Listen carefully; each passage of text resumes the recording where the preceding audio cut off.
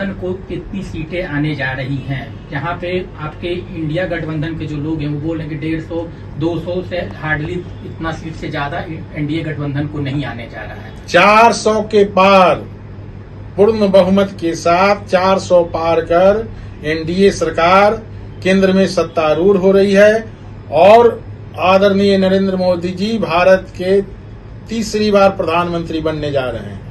और बिहार में क्या ये क्लीन स्वीप करेगी आपकी गठबंधन? पूरी 40 की 40 सीटों पर, क्योंकि बिहार की जनता लालू राबड़ी शासन का जो भुक्तभोगी है और वर्तमान में नेता प्रतिपक्ष की जो कार्यशैली रही है इनके नेताओं की, इनकी मंत्रियों की, उससे जनता वाकिफ है। बिहार में जंगल राज की वापसी नहीं देखना चाहती बिहार की जनता, इसलिए एनडीए गठबंधन के पक्ष में बिहार की जनता चट्टानी एकता के साथ लोकसभा चुनाव में जिताने जा रही है। धन्यवाद। ये लोकसभा चुनाव जो हुआ है इसमें तेजस्वी यादव जो विपक्ष के नेता है वो कह रहे हैं कि इस बार एनडीए गठबंधन 150 ज्यादा से सीट नहीं आ पाएगी। इस पर आपकी क्या राय है? नेता प्रतिपक्ष तेजस्वी प्रसाद यादव खाली पुलाव पका रहे हैं, वो दिवा स्वप्न देख रहे हैं और जनता को झूठ बोलकर गुमराह करने का काम कर रहे हैं। उनके पास न कोई मुद्दा है और मुद्दा विहीन बातें उठाकर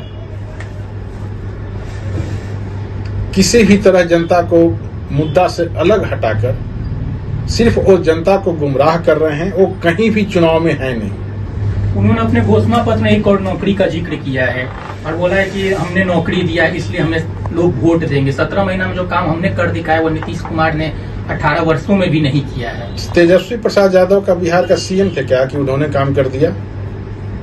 सीएम कौन थे? माननीय नीतीश कुमार जी ना। तो माननीय नीतीश कुमार जी का साइन चलेगा कि तेजस्वी प्रसाद जी का साइन चलता है? उनकी हैसियत क्या है? उनकी हैसियत क्या थी? उनके मंत्रिमंडल में एक मंत्री की हैसियत थी। तो नेता प्रतिपक्ष तेजस्वी प्रसाद यादव जो ये दावा कर रहे हैं वो बिल्कुल ख्याली पुलाव है, झूठ है। उन्होंने कहा कि परिवारवाद पे बात होती है, हमारे परिवार को टारगेट किया जाता है, तो बहुत से नेता के मतलब फैमिली मेंबर, बाल बच्चे जो हैं वो खड़ा हो रहे, तो उस पर कभी हमारे प्रधानमंत्री क्यों नहीं बोलते हैं? इनके जैसा परिवारवाद कर रहा है कोई? शुरू से लेकर आज तक इनके परिवार, इनके रिश्तेदार ही राजद परिवार कहलाता है।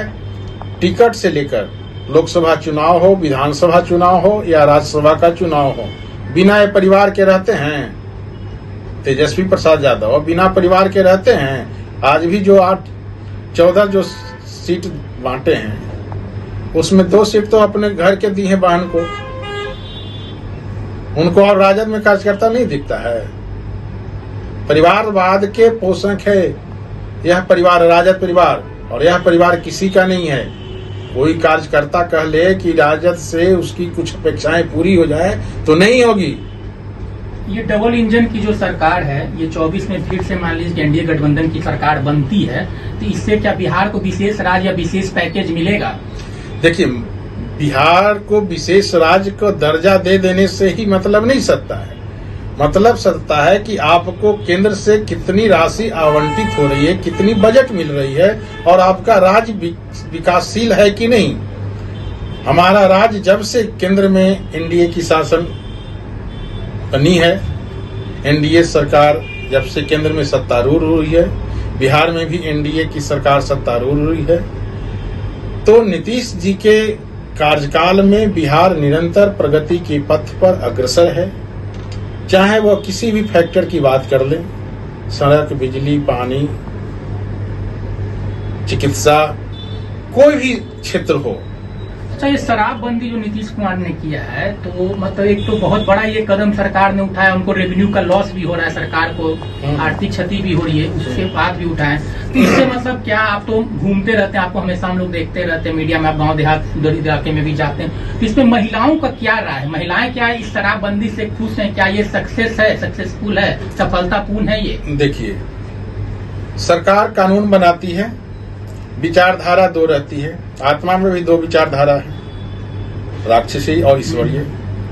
तो हमेशा शुरू से लेकर आज तक 2 विचारधारा चलती आई है। सरकार का काम है कानून बनाना, उसको लागू करना, उसको क्रियान्वित करना। महिलाओं की आवाज पर हमारे माननीय मुख्यमंत्री महोदय नीतीश कुमार जी ने बिहार में पूर्ण शराबबंदी लागू की। अब कुछ लोग जो हैं कि उस कानून को तोड़ते हैं, तो जो लोग तोड़ते हैं तो वे जेल के शिकंजों में हैं, कानून उनसे छोड़ती नहीं है। महिला पूर्ण शराबबंदी लागू कानून से बहुत खुश है। कितनों गरीबों का घर बस गया, कितनों गरीबों के बच्चे स्कूल जाने लगे, जिसके शरीर पर वस्त्र नहीं हुआ करता था, जिसके घर में कॉपी कलम किताब नहीं हुआ करता था, साग सब्जी नहीं हुआ करता था, शांति नहीं हुआ करती थी, वो सब आज गरीबों के घर में उपलब्ध है। ऐसे ही तमाम खबरों के लिए आप सभी बने रहिए हमारे साथ और देखते रहिए बिहार उज्ज्वल न्यूज। अब तक हमारे YouTube चैनल को सब्सक्राइब नहीं किया है तो जल्दी से सब्सक्राइब कर लीजिए। फेसबुक पेज को भी फॉलो कीजिए। वीडियो पसंद आए तो खूब लाइक कीजिए, शेयर कीजिए, कमेंट कीजिए। वीडियो देखने के लिए आप सभी का धन्यवाद।